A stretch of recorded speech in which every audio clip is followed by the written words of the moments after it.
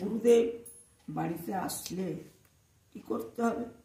সর্বপ্রথম গুরুদেবকে একটি চেয়ারে বসিয়ে তার পদধৌত করে দিতে হবে। পদধৌত করার পর তার চরণ দুটি মুছিয়ে দেওয়ার পর প্রণাম করতে হবে। অজ্ঞানং তিমিরন্ধস্য জ্ঞানাঞ্জন শলাকয়া চক্ষুর্মিলিতং যেন তস্मै শ্রী গুরবে নমঃ।